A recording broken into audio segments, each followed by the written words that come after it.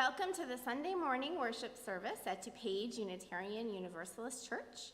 My name is Bridget Coleman, and I am a member of the Board of Trustees.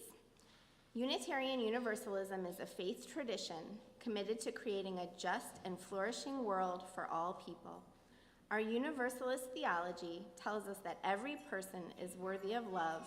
Thus, when we say, whoever you are, wherever you are on life's journey, you are welcome here. This is our message of love to you, inviting your whole self into this space to help us co-create world centered on our values.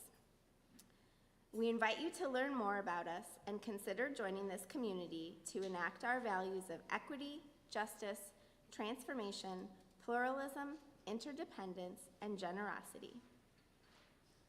And now, if you are online, I invite you to greet each other through the chat, and if you are present here, I invite you to turn to someone you did not come with and greet them with a wave and a good morning greeting.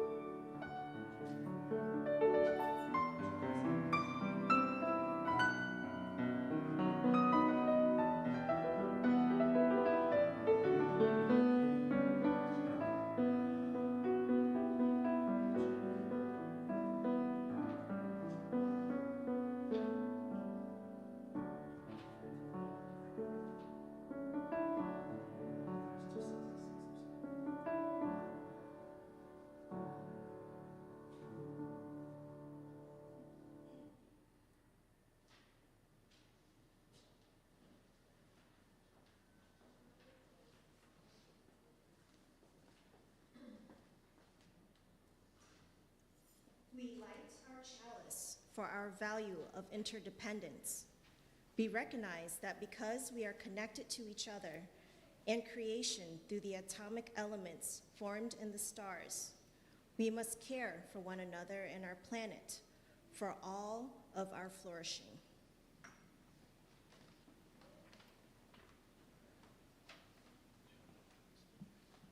On this, the second week of Advent, we first relight the candle for hope. Hope is an active practice, not guaranteed, but rather a seed we tend to in our hearts. Our second candle is for peace. In a world of conflict and strife, peace is one of the many things we hope for. The peace of God with us, the divine around us, does not come as law and order or enforcement and control. Peace cannot be imposed from on high. Peace cannot be commanded. The peace of God with us is chaotic, wild, unruly, unpredictable. The peace of God with us is collective, liberating us from deadly complicity. Peace is gestating in darkness. It comes unexpectedly. Peace invites our expectation and demands our participation. Prepare the way for peace with justice. May peace be birthed among, within, and through us this Advent.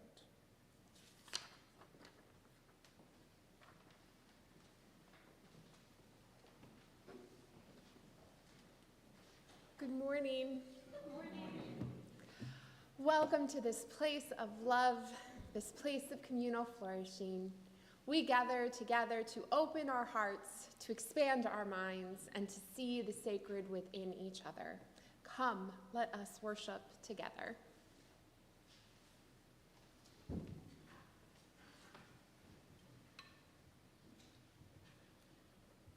Please rise in body or in spirit and join us in singing hymn number 226 in the gray hymnal, People Look East.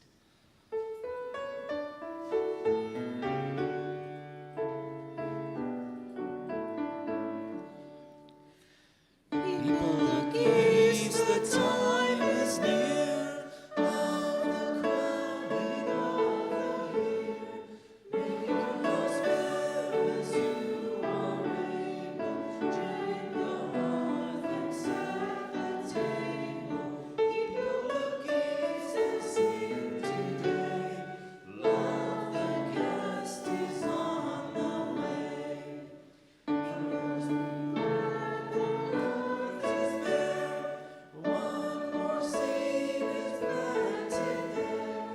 Give up your strength, the seed to nourish. Guide the course, the flower may flourish. People look east and sing today. Love the rose is on the way. Stars keep the watch when night is dim. One more light the bold shall bring, shining beyond the frosty weather, bright as the sun and moon together. People look east and sing today, love the star is on the way.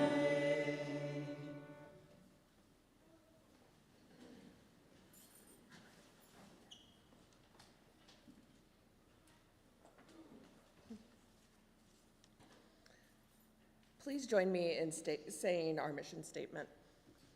We gather as an inclusive community to grow in character, mind, and spirit, and to transform the world towards fairness, love, and compassion.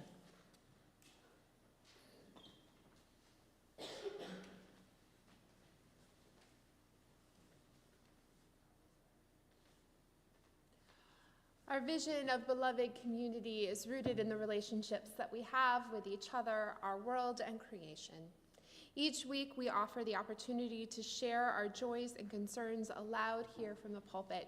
And we have none today, at least none from you all. But let us hold in our hearts all who are experiencing conflict and strife, whether because of the holidays or because of political or situations or war. Please know that myself and our pastoral ministries associates are here if you have a joy or a concern that you wish to share. We are available to you all. Please join me in a moment of meditative prayer. It comes from this book called Held. It is a poem entitled In Times of Despair by Tania Yedra Martinez Tadeo. The time will come when your path will turn abrupt, in which the fog will be so dense that you won't be able to see beyond the next step. Desperate, you will scream and hear only the echo of your voice. You will try to continue as usual, focused on everything you need to do, a futile race against time that will only leave you exhausted. You will feel confused. You will think you have lost your way, and you'll wonder what you missed. Get ready. The times of finding yourself again are coming. Stay still for a bit. In the shadows, you will hear your true voice, the voice of your spirit calling you back, preparing to turn in a new direction. The world will offer itself to you, to heal you, to clear the way for you. Surrender. Witness your own metamorphosis. You will become hope incarnate, medicine, and light.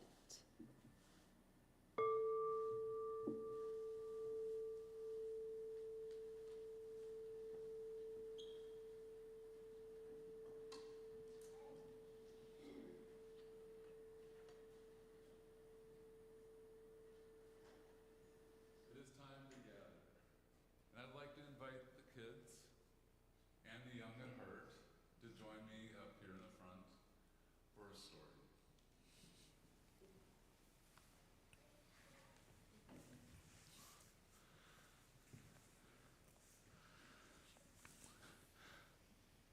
So my story today is inspired by a quote spoken by Martin Niemöller after World War II. Martin was a Lutheran minister from Germany that felt shame for not helping the people who were targeted by the Nazis. So here's the story. In a quiet forest, all the animals lived together peacefully. The rabbits hopped through the grass, the squirrels leaped between the trees, and the birds sang beautiful songs from the treetops. It was a happy place where everyone helped each other when needed. Well, one day, a group of loud, bossy crows swooped into the forest. And these crows didn't want to share the forest with others. And they cawed, "The mice don't belong here." And they started scaring the little mice away. Well, the other animals saw this, but they thought, well, it's only the mice. It's not our problem. So they stayed silent. Well, a few days later, the crows turned to the rabbits. "These rabbits are digging too many burrows. They don't belong here either," they cawed. And the crows chased the rabbits out of their homes. Again, the other animals saw what was happening, but they thought, well, it's only the rabbits. It's still not our problem. Next, the crows went after the squirrels. "These squirrels are stealing too many nuts. They don't belong here." And the squirrels were chased away too. Now the forest felt very empty, but the remaining animals, like the deer and the foxes, still said nothing. They thought, at least we're safe. But the crows weren't done. One day they turned to the deer and foxes. "This is our forest now," they cawed. "You don't belong here either." And the deer and the foxes had no one left to help them. The mice, rabbits, and squirrels were all gone. And the animals realized too late that they should have spoken up for their friends from the beginning. Just when it seemed like all hope was lost, a brave little bird named Pip spoke up. And Pip flew to the other animals and chirped, "This isn't right. If we work together, we can stand up to the crows." And the animals listened and decided to help. And they gathered their courage and united. and the birds flew in flocks to distract the crows, and the deer stamped their hooves, and the foxes barked, and even the rabbits and squirrels returned to join the effort. Together, they drove the bossy crows out of the forest. And from that day on, the animals learned an important lesson. They were all part of the forest, and when one was in trouble, they all had to stand together. Helping each other made their home safe and happy again. So the moral of the story is that if we don't stand up for others when they're in trouble, there might be no one left to stand up for us. So always help your friends, no matter how small their problem might seem.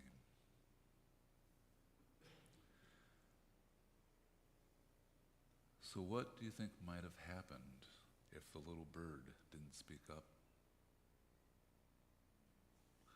What do you think, Sophia?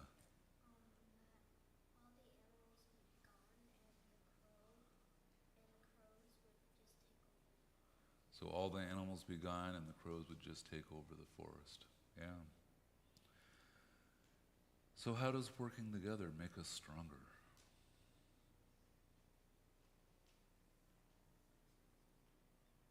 How does working together make us stronger? Amelia. We can use all of our different strengths to hold each other up and, get through hard times together. So we can use all of our individual strengths to hold each other up. How can we make sure everyone feels safe and included in our schools and community?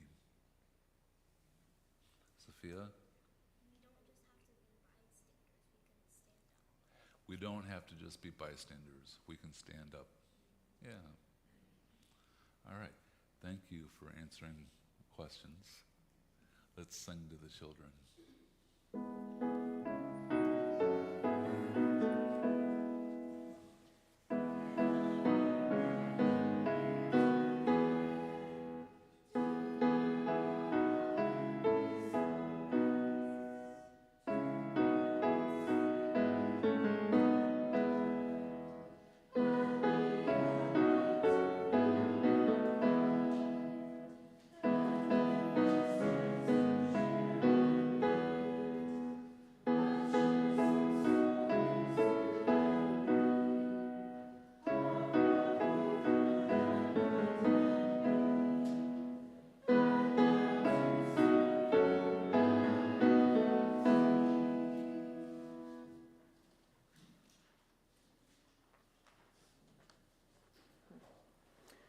Giving of our treasure is how we reciprocate the many gifts we are given by this community.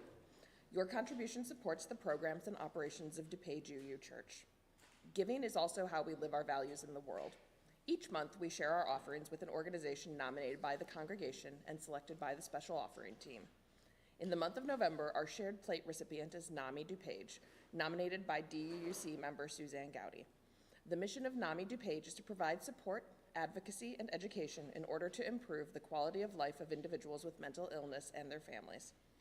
The morning's offering to support the work of DuPage Unitarian Universalist Church and NAMI DuPage is given and received in a spirit of generosity and gratitude.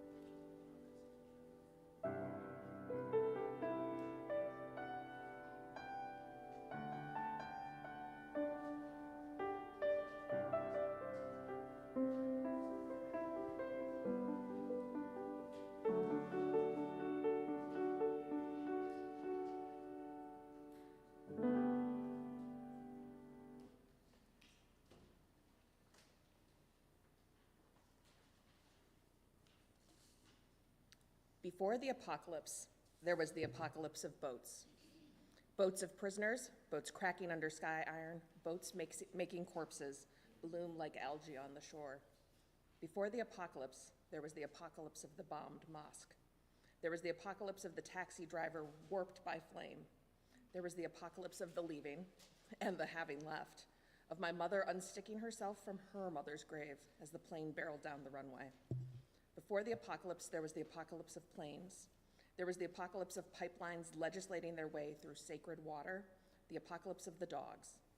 Before which was the apocalypse of the dogs and the hoses, before which the apocalypse of dogs and slave catchers whose faces glowed by lantern light. Before the apocalypse of bees, the apocalypse of buses, border fence apocalypse, coat hanger apocalypse, apocalypse in textbook selective silences.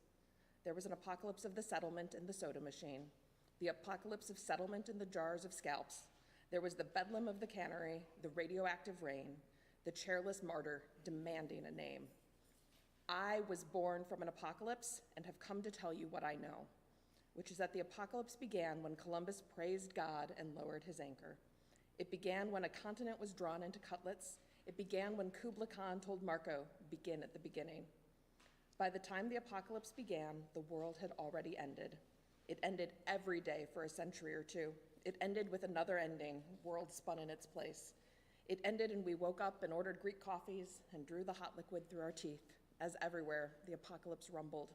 The apocalypse remembered, our dear, beloved apocalypse. It drifted slowly from the trees all around us, so loud we stopped hearing it.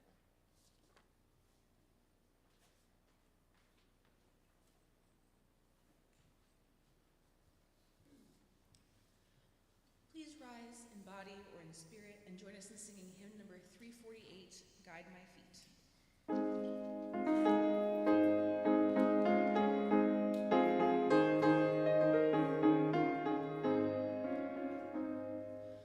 Guide my feet while I run this race.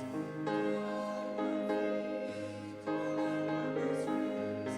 Guide my feet while I run this race.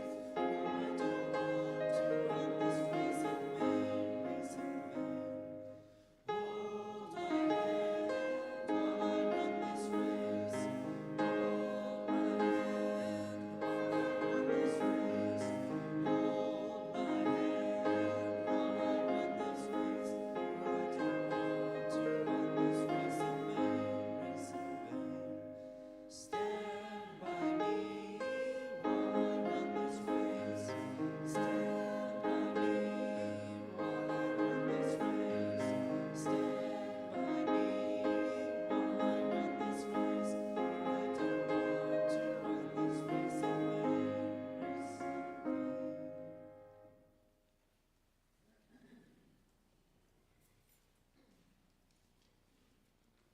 The Christian mystic, Lady Julian of Norwich, is most well known for writing, "All shall be well, all shall be well, and all manner of things shall be well." I was 18 when I first encountered her words, and they followed me. UU ministers Reverend Meg Barnhouse and Reverend Kaya Hartwood have actually a music album in which they have written these words into song. They're beautiful and powerful. Since the election, I've heard some folks share some version of "all shall be well," often in the form of something like, "All will work out in the end. Don't panic, it'll be okay." It is the voice of those who have found the apocalypse so loud, as the poet shared, that they do not see the unveiling anymore. Unveiling is, after all, what the word apocalypse actually means. My understanding of Lady Julian's words is not so simplistic. I do believe that all shall be well, but I also believe it will be hell until it gets well. And in fact, our queer, trans, Black, Indigenous, people of color, and Jewish members are very aware of the possible hell that can be unleashed. It is privilege to those of us without these identities that we can share all will be well, when at least initially those of us with privilege may not be affected by what is coming. To say such things without acknowledging the fear in these identities is something that we should be thinking about. We spoke last week about orienting to wonder, as Mary did in the Magnificat, that it might give us a vision for a just future so that we can cultivate hope. But there's another reason to orient ourselves to wonder. We need to wonder about each other, especially about those who are most vulnerable amongst us. We need to wonder what is impacting others, even if we ourselves are not experiencing harm or hurt. At the very beginning of the pandemic in 2020, there were loud cries for less panic. And looking back, I realized that people were looking at vital, drastic, necessary measures as panic rather than as preparation. And I'm kind of finding us in that same place again. For those of us who are not quite at risk as some of the others in our midst, there's a cry for less worry. You can only suggest not worrying when you are not at immediate risk. Just because you are not immediately threatened, though, doesn't mean you won't be. Read the history of the rise of authoritarianism in any country. It begins with those most marginalized, those most seen as outside the norm. But that's just the first domino. Eventually, we all fall, with the last being the ones that had no marginalized identity, but were simply dissenters. And speaking of which, the president-elect's pick for director of the FBI has a list of 40 people he personally wants to go after as an appendix B of his book. Most of those people have some sort of opposition to the incoming president and no real reason for investigation. It's not a surprise that trans people are being targeted. They are currently the most marginalized people in our nation. If their bodily autonomy is stripped, so is everyone else's. And it's already happened. The repeal of Roe v. Wade plays into the anti-trans agenda while also stripping people with the ability to carry babies of the right to their own bodies. And people are dying. We've heard about those in Texas, but there are people here in Illinois who have died, coming from states that have banned abortions. Our future president has an ever-growing list of executive orders he plans to sign on his first day as president. Those orders, I can guarantee you, have nothing in them but hate and bigotry. They are simply the first step in a much larger agenda, and no one is safe. The question, beloveds, is not if you will be targeted, but when. I do believe that all shall be well, but how many lives will not make it to the space of wellness?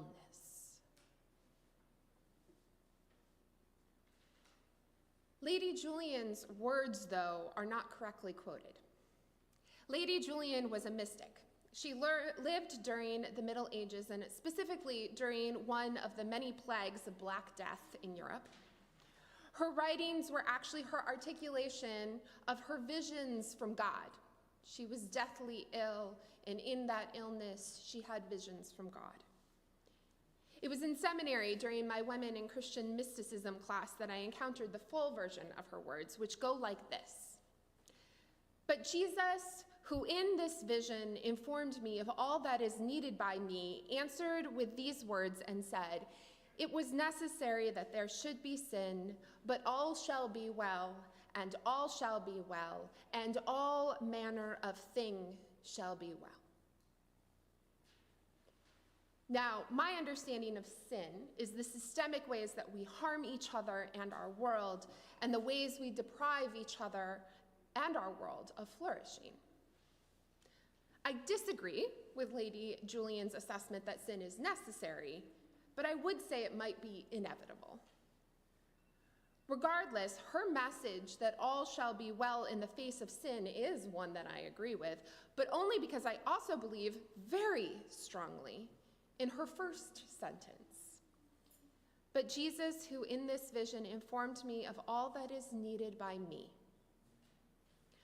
One might rephrase the whole thing to say then, all shall be well in the inevitability of sin because of all who you need to become to face it.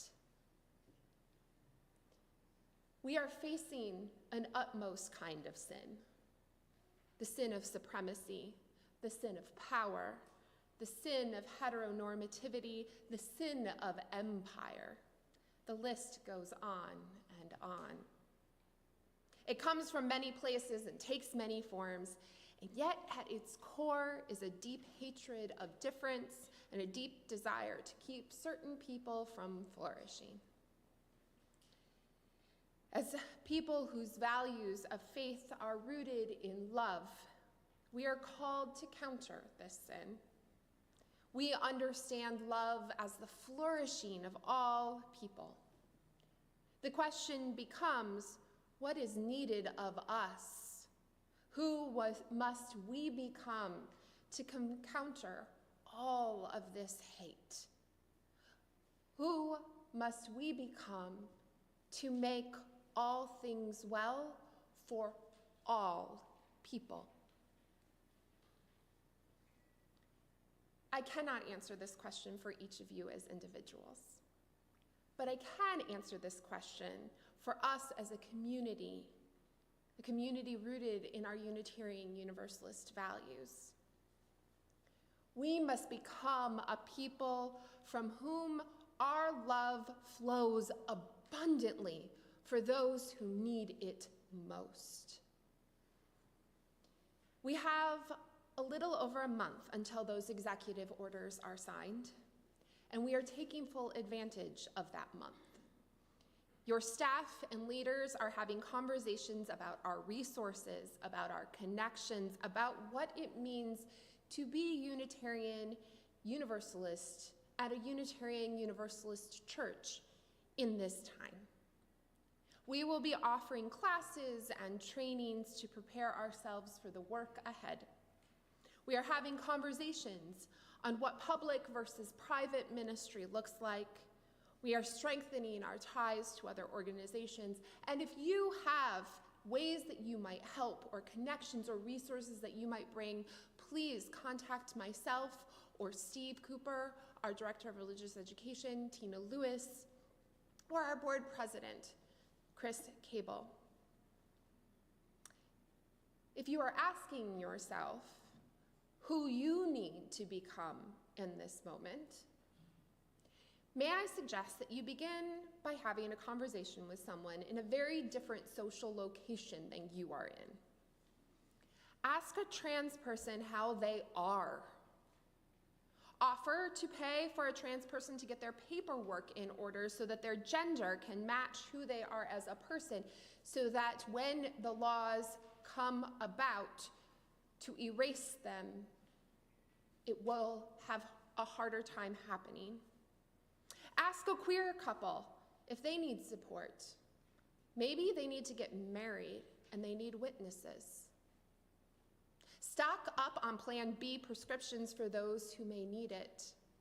Clean up the empty bedroom in your house so it might offer someone space when they can't make rent or need to leave another state.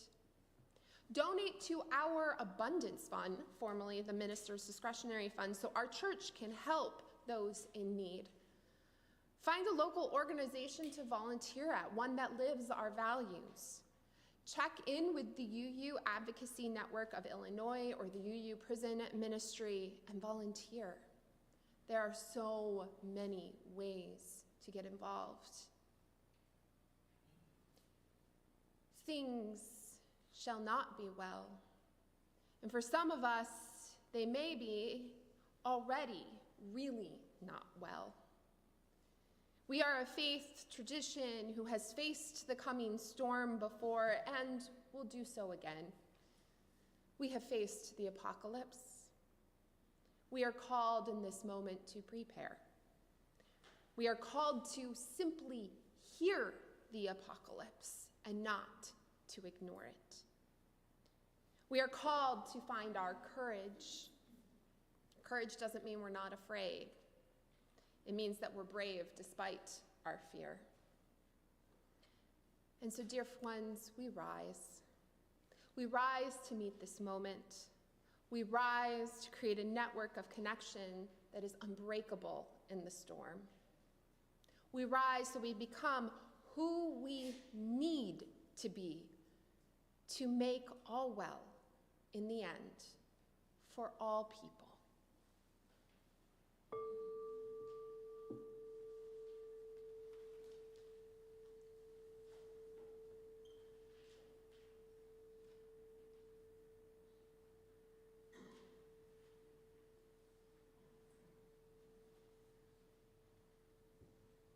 Please rise once more in body or in spirit and join us in singing hymn number 298, Wake Now My Senses.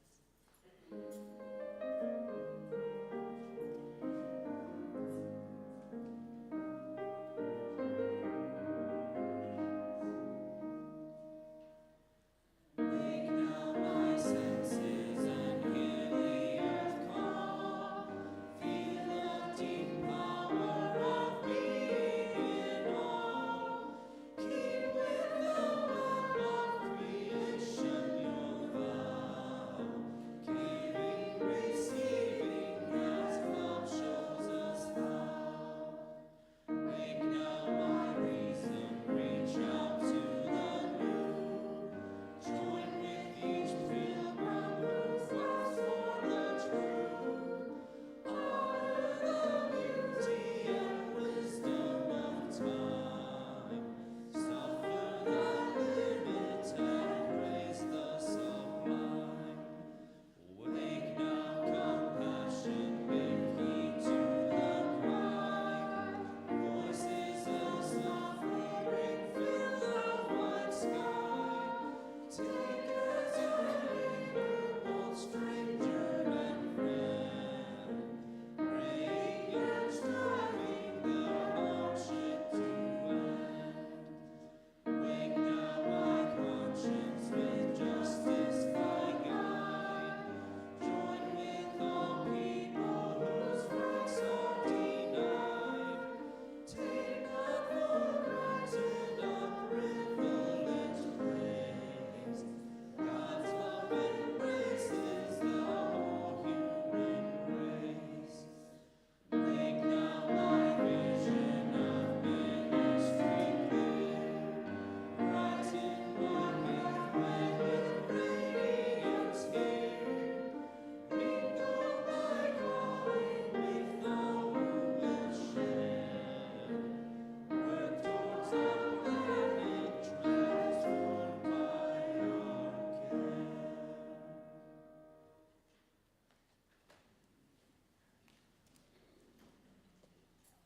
Beloveds, as we leave this place, I ask you to consider who you need to become in this moment, who we need to become in this moment. We may not have the answers now, but we can prepare for whatever comes together.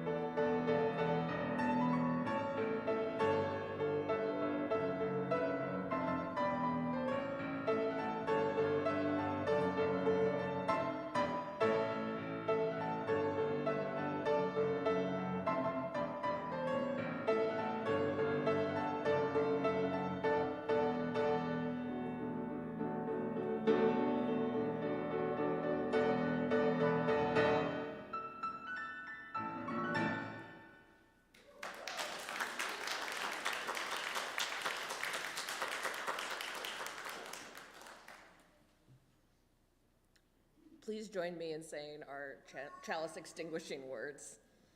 We extinguish the light of this chalice, but not the light in our hearts. Until we meet again, may the warmth of our community carry you.